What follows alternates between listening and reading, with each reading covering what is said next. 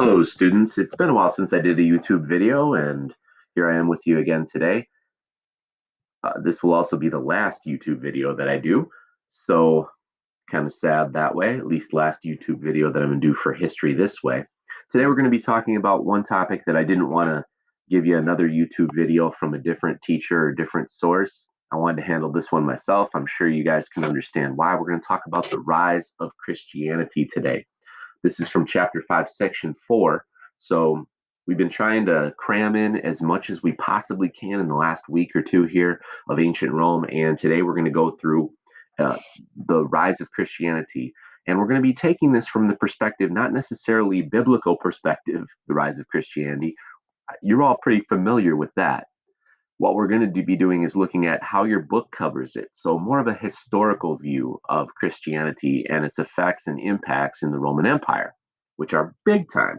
And that's obviously a big thing that we're going to be looking at. You know, with our background of Christianity, we want to look at how God really uses history and use the Romans in a big way to achieve his purposes of spreading Christianity. So that's going to kind of be our goal today. Our objectives right here. We're going to be understanding the diverse religion that were found in the early Roman Empire. So we're not just talking about Christianity today. We're going to summarize the teachings of Jesus. That part I know that you will be very familiar with. And then we're also going to be outlining the development of the early Christian church. All right, we had some vocab words here. I'm going to let you guys handle those. Nothing too extreme or challenging here. However, there are a few terms, especially at the end here, that you're probably not going to be quite as familiar with. Remember, I will be using this presentation this presentation is what you're going to be using to help you to do the mini test that will be part of your assignment today. All right, so here's our focus question. How did Christianity emerge and then spread to become the official religion of the Roman Empire? So we're looking at, first of all, how did Christianity emerge? And I think we're pretty familiar with that. We know how Christianity got started, but we want to see how did it get from this little tiny idea with a few hundred people in Jerusalem to a concept that was one of the centers of Roman civilization for thousands of years. All right, so let's go back a minute. First of all, Rome had a very diverse religious background. In the Roman Empire, there were tons of different religions. Rome obviously had the same type of gods that they had borrowed from the Greeks and then added their own. And every time the Romans conquered a new area or a new civilization and added it to their own empire, they, of course, like to build temples and different statues and things like that to their own gods. And they wanted the people they conquered to honor those temples and statues and gods. However, they were fine with the people worshiping their own gods too. And most people were polytheistic back at that time, so it really wasn't a big issue. They would worship the Roman gods together with their own. The Romans were happy because they were honoring Roman culture, and the people were happy because they could still worship their gods. Of course, there's one major exception to this early on, and that would be one of the only monotheistic religions that the Romans conquered, the Jews in Judea. Jews, of course, are not polytheistic, at least not most of the time, right? And so the Jews did not want to give honor to the Roman gods, and that kind of causes friction between the Romans and the Jews right away. All right, so going back even further, during the Hellenistic age, so this is before the Romans even really became the rulers of Judea. During the Hellenistic age, Jerusalem and Judah, land of Israel, really kind of split into two camps. You had your Jews who sort of absorbed Greek culture, Greek ideas. They were cool with it. I mean, all this new Greek learning made a lot of sense to them. These new Greek ideas, and maybe even sometimes some of these ideas of Greek gods, a lot of Jews started to accept these things. Now, some Jews didn't want anything to do with all these Greek ideas. They wanted to stay 100% faithful to Jewish law and reject any influences from the Greeks, or the Romans for that matter. This group was called the Zealots. So you really had these two different kinds of Jews. You had Jews that were sort of okay with going along with some of these Roman and Greek ideas. And then you had Jews that were absolutely against anything Roman or Greek. So this is kind of the setting of Israel at the time when Jesus comes. So the Zealots, since they were so against the Romans and Greek ideas, they really call for a revolt. They want to fight back. Many of these Zealots believe God's going to be sending a Messiah soon who's going to help us to get rid of all this Greek influence, to get rid of the Romans and give them freedom.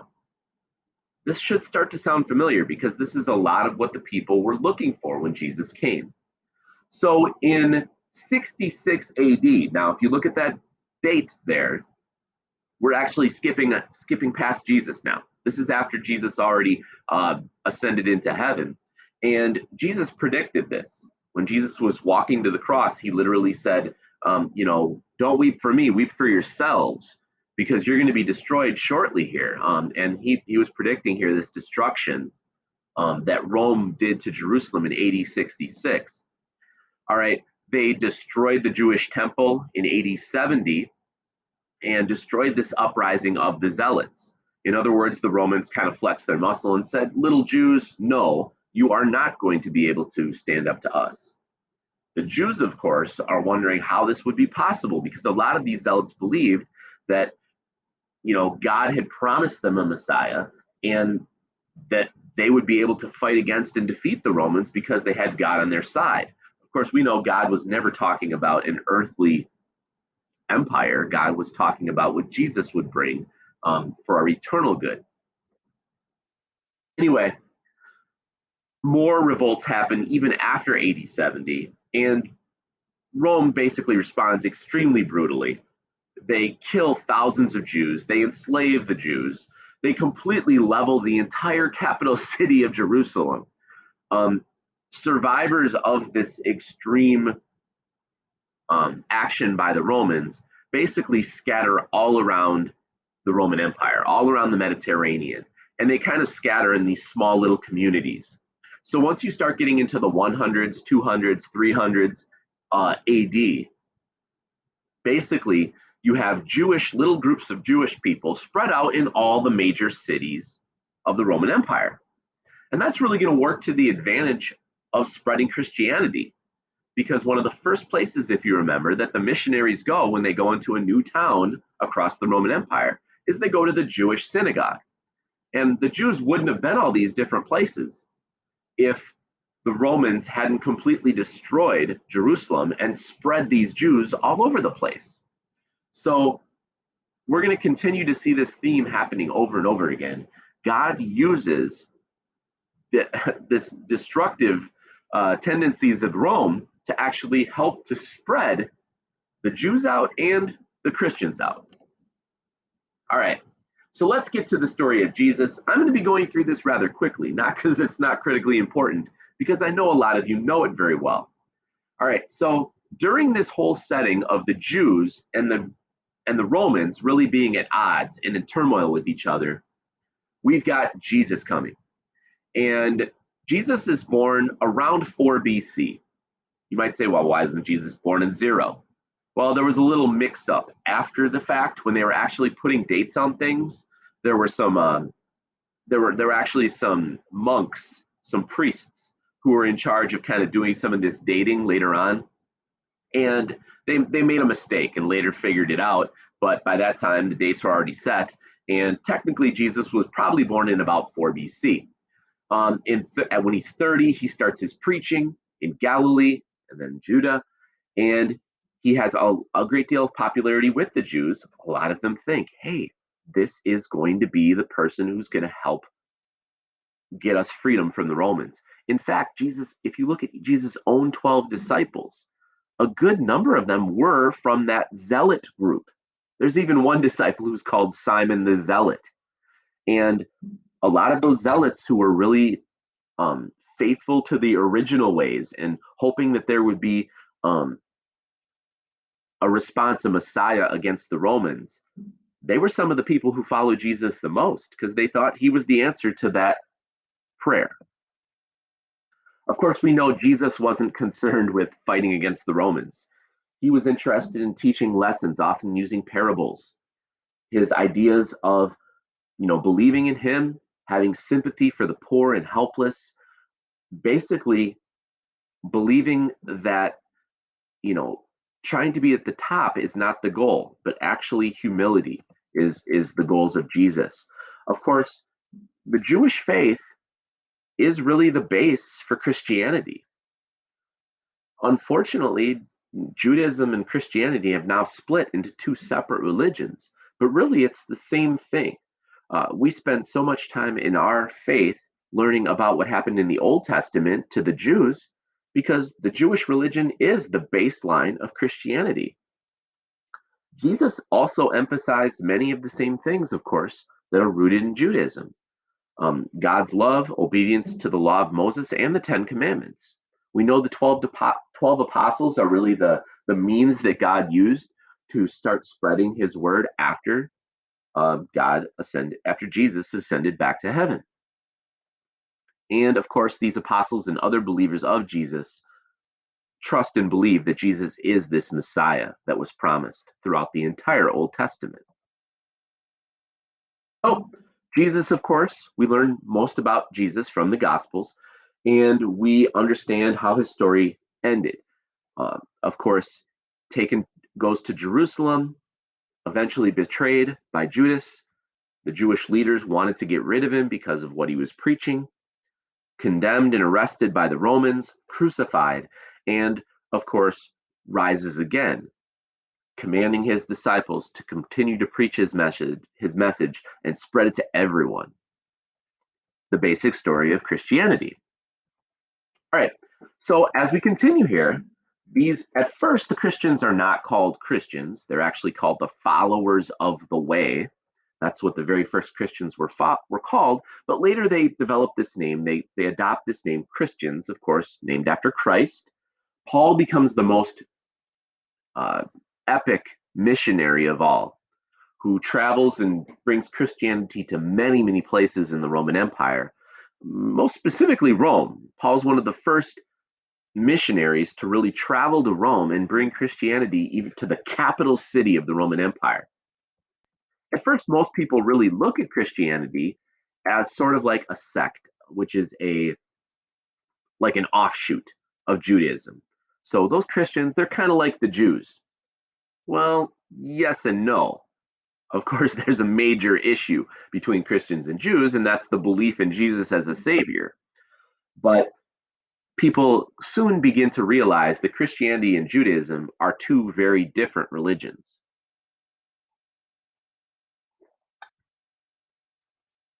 Paul preaches that, of course, Jesus is the way to eternal salvation. All right, as Christianity begins to spread, and at first it spreads because of the Jews. The Jews hated Christianity and they didn't want Christians in Israel. So they put the heat on. I mean, that's really what Paul did. Paul was a Jew who was trying to persecute Christians. That made Christians spread out a bit.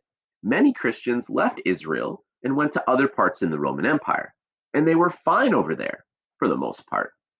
Usually, the most heat that the Jews would get, or the Christians would get, was from the Jews. The Jews normally started trouble for Christians because they didn't like the Christians, didn't like what they were preaching. However, things quickly change and it becomes even more dangerous to be a Christian. And that's because of emperors like Nero. We learned about Nero yesterday. And Nero was really one of the first emperors to really start the persecution of Christians full out.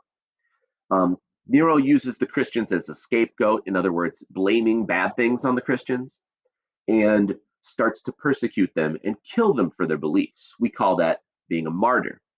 You can see on this picture right here, I don't know if you noticed it, but of course they put them in the Colosseum, Christians oftentimes, having them eaten by wild animals like lions and tigers here. Also using them as literal torches. You can see all these Christians over here around, who are on crosses. They would dip them in oil and light them on fire. Nero famously in his gardens would use Christians basically as lamps. the horrible things, and you would say this would make Christianity not spread. People would look at this and say, why would I want to be a Christian? But the amazing thing is God actually used persecution to grow the church. Christianity is growing while it's being uh, against the law in such a serious way, because people see these Christians being killed and not stopping to be a Christian. These Christians are brave. They show, I mean, when you look at that, you're like, you're almost inspired. Why would you be willing to do that? The Romans said, I wouldn't be willing to do that for my gods. I would forsake them so quick if it meant saving my own life. But these Christians were ready to stand up for their faith, even in the face of persecution and death. And people kind of wanted to know more. Well, what is this? Who is this Jesus? Why are you willing to do that? And because of that, of course, the Holy Spirit causes more and more people to come to faith. Christianity, another way that God uses the Roman Empire to spread Christianity is the Pax Romana, the peace of Rome. And we talked about that yesterday too in your videos. Is this was one of the most peaceful times in history. Sure, there were still little scuffles and fights occasionally at this time, but really, it was very safe to travel. You didn't have to worry about your safety to go anywhere in this entire huge Roman Empire here. And missionaries really used that. They were able to travel freely, go from town to town, and pretty much be able to have safety. And this helped the Christian faith to spread as well. Later times in history, people didn't even travel. I mean, you would be lucky to go. You would be lucky to be 20 miles away from your town in your entire life. Well, at this time, travel is very easy because of the peace and because of the great roads that the Romans built. Let's get to the change now. How does Christianity go from being the evil of the Roman Empire, the thing that Romans are trying to kill, to actually becoming the Roman religion? Well, it all kind of comes down to this guy, Constantine. Constantine is a Roman emperor. And as the story goes, Constantine was always Christianity was becoming more and more popular by 312, even though it was still illegal. It Not all Roman emperors completely, you know, killed and persecuted Christians the same way. Some Roman emperors were kind of like they didn't worry about persecuting Christians too much. Some Roman emperors got really into it. Well, Constantine, he wasn't a big persecutor. He wasn't really into it. Although Christianity was still illegal, many people were Christians. In fact, many of Constantine's own troops were Christians, because at this time there were, lots and lots of Christians in the Roman Empire. Well, it was before a big battle. And as the story goes, and this is written by several different historians, this similar exact kind of story. So there's really, I don't know, you can believe it or not, but there are multiple accounts of this same story. Constantine's getting ready for battle, and he's very concerned about the outcome of this battle. Um, Night before the battle, he and his soldiers see this vision in the sky. It's a vision of the cross. It's a vision, a Christian symbol, and in this vision, and it Constantine receives this voice or receives this message in a dream that says, "In this sign you will win." In the sign of Jesus, you will win. Well, he doesn't really know what to make of it. He's really troubled by it. He doesn't know what to make of it, but he does take this one step. He tells all of his soldiers to, put that sign on their shields. So literally, the soldiers get out paint and they paint the sign of the cross on their shield. The next day, they win. And Constantine, is dedicated to, he said, all these Roman gods, all these other gods, I'm going to find out more about this sign, about Jesus. And I'm going to dedicate my life to only this one God, because this God has given me victory. And sure enough, Constantine starts to ask questions of some of the priests, the bishops, as they're known at the time. He starts to ask questions to some of the Christian leaders, and finds more about Jesus and believes it. Very shortly later, he actually even makes a very famous statement called the Edict of Milan. We're going to look at that in just a minute. But He makes a statement publicly that he's a Christian, so obviously he's not going to be persecuting Christians anymore. And when people look at that and they see Constantine, the emperor, being a Christian, many other people start to follow that and become Christian as well. Persecution completely ends under him. This thing called the Edict of Milan, one of the most important documents signed, where it gives freedom to worship in the entire Roman Empire, the Edict of Milan. This is actually Emperor Theodosius who signs that off, but this is at the time where there's two different emperors. There's Constantine over there in the east and Theodosius in the west. So they made an agreement basically that Christianity would be legal in the entire Roman Empire. In fact, Christianity becomes more than legal, it becomes the official religion of Rome. So now, when Rome conquers new places, they're not building false god temples anymore. Now they're building literally Christian churches in every place they go. So before you can see again how God is using earthly rulers to really further his church at this time. All right. So early Christians, they shared a lot of common practices, but there wasn't really like a structured church. Basically, at the beginning, new members, one of the things Jesus commanded was baptism. So that was common. Using holy water, that starts to become a thing. Does God really talk about holy water in the Bible? No. But of course, there are some new ideas that start to creep in here, not necessarily from Christ. Another thing in the early Christian church is all members were really equal. Women played big roles in some of these early churches. And using Sunday as the day to gather to have worship really became important in the early church. They used Sunday, of course, because that was the day that Jesus rose from the dead. And they also wanted to differentiate from the Jews, who, of course, had their Sabbath day on Saturday. Of course, as Christianity continues and becomes the official religion of Rome, once the government gets involved in religion, things become more structured. And that, of course, also happened with the Roman Christian Church, later becomes known as the Roman Catholic Church. Well, only men could serve as clergy, and clergy is basically pastors. So every church had a clergy member, a priest, as they were called, and these were men.